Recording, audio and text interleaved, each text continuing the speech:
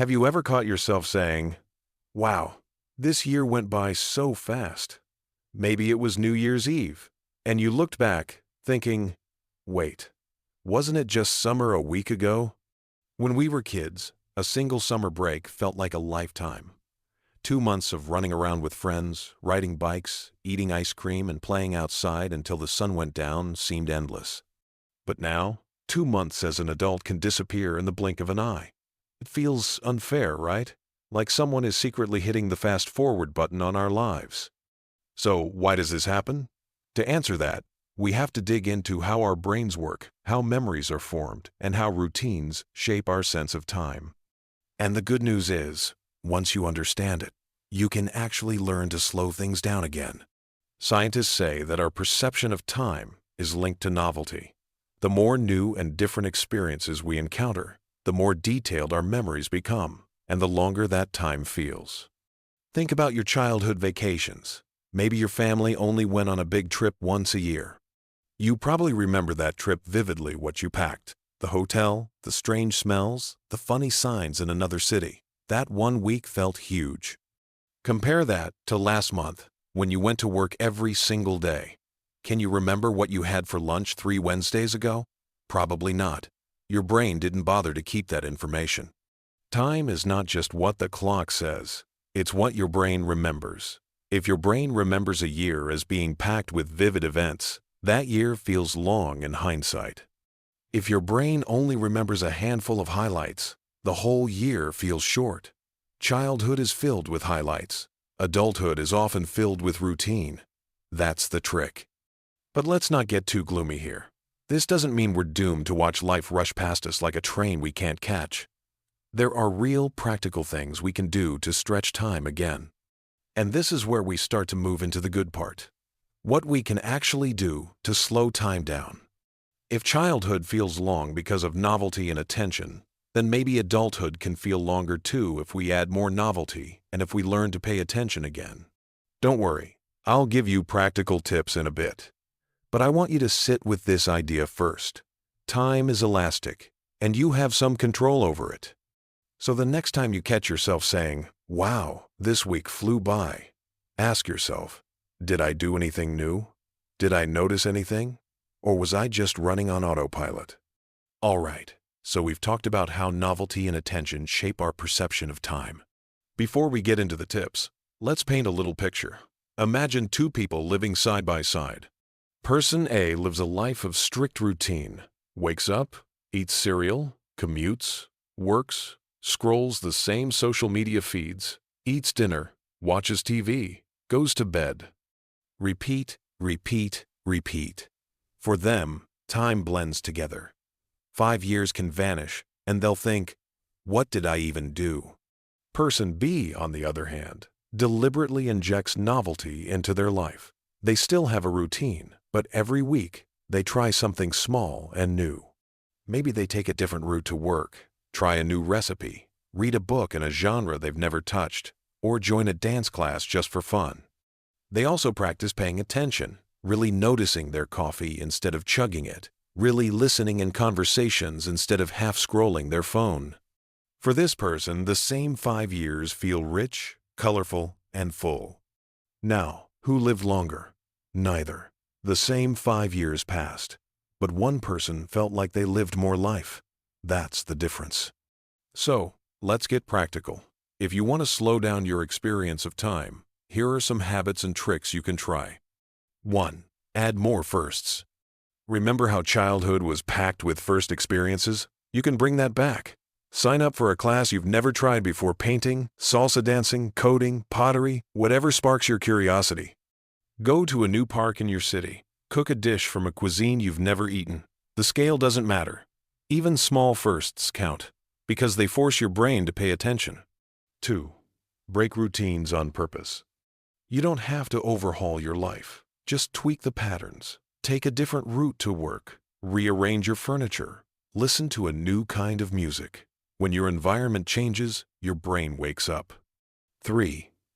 Practice mindfulness. This sounds cliché, but it works. The next time you eat, don't just shove food in your mouth while watching Netflix. Actually, taste it. Notice the texture, the temperature, the smell. When you walk, look up from your phone. See the sky. Notice people's faces. The more sensory details you register, the more your brain records, and the longer the moment feels. 4. Create rituals, not just routines. Routine is autopilot. Ritual is routine with meaning. Drinking coffee half asleep at your desk is routine. Making coffee slowly, smelling the beans, pouring it carefully, and enjoying the first sip with gratitude, that's ritual. Same action, but one flies by, the other stretches time. 5. Document your days. Keep a journal. Take photos. Make voice notes. Not because you'll always go back to read them, but because the act of recording makes you notice more.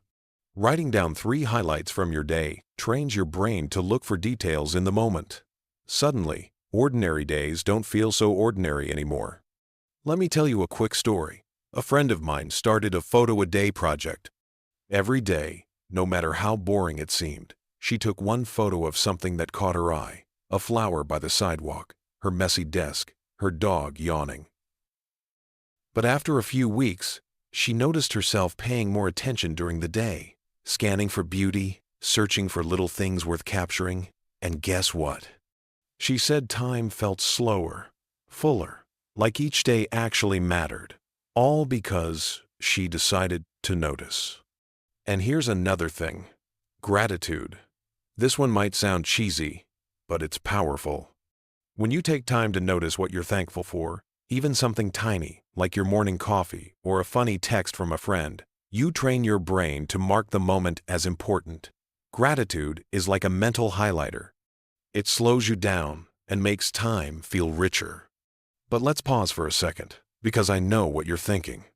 This all sounds great, but I still have bills, deadlines, responsibilities. I can't just live like a curious child. And you're right, we can't escape adulthood.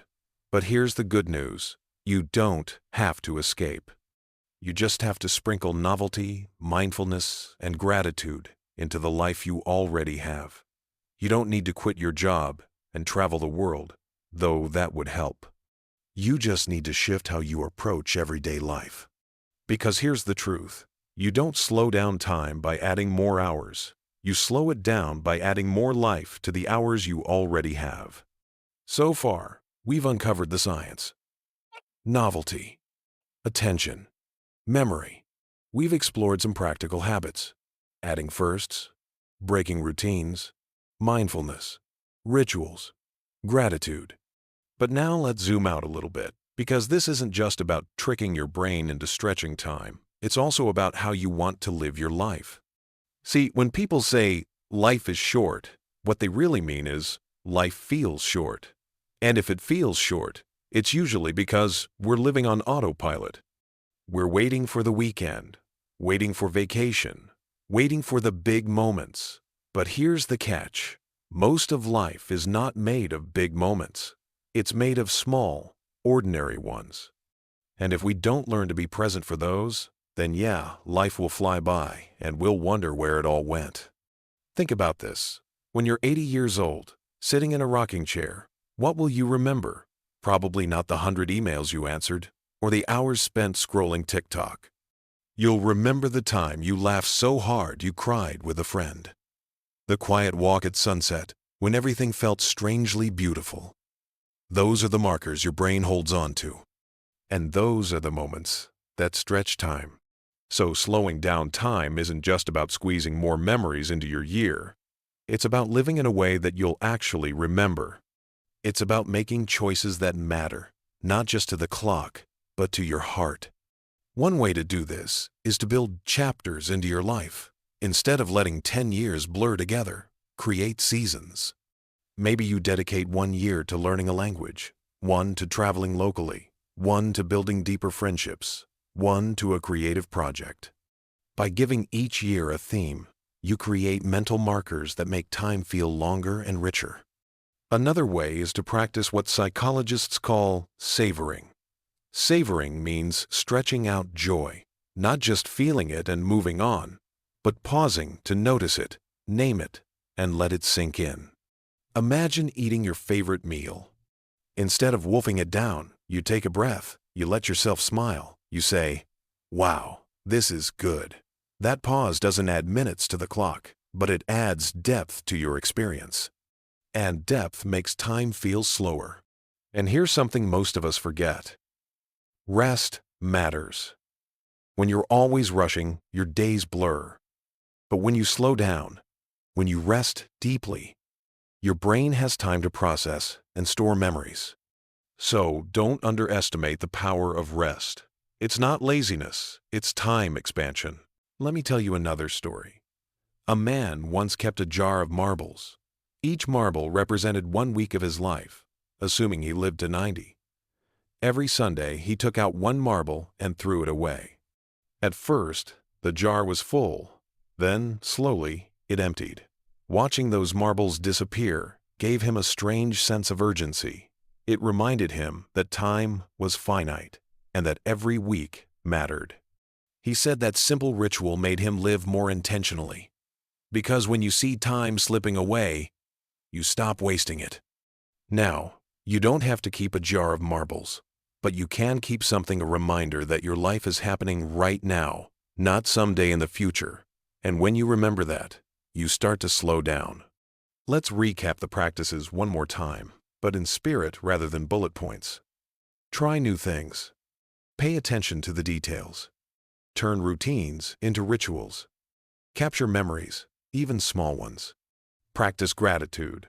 Rest deeply. Create life chapters. Savor joy. And most importantly, live intentionally, not just automatically. Because here's the truth. Time isn't really speeding up. We're just noticing less.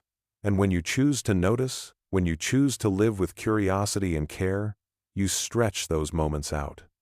You stop life from blurring past you. So maybe the real question isn't, why does time fly faster as we grow up? The real question is, how will you choose to slow it down? Will you keep waiting for weekends and vacations? Or will you turn this Tuesday morning into something memorable? Will you keep rushing through meals? Or will you pause and taste them? Will you keep scrolling past life? Or will you look up, notice the sky, and let yourself feel alive? Time is elastic. It bends to your attention. It expands with your gratitude. It stretches with your curiosity. And it shrinks when you ignore it. So here's my invitation. Start today. Pick one thing, just one small thing, and do it with full attention. Notice it, savor it, remember it. That's how you begin to slow down time. Because in the end, you don't want to look back and say, "Wow, life flew by." You want to look back and say, "I lived it. I was there. I felt it all."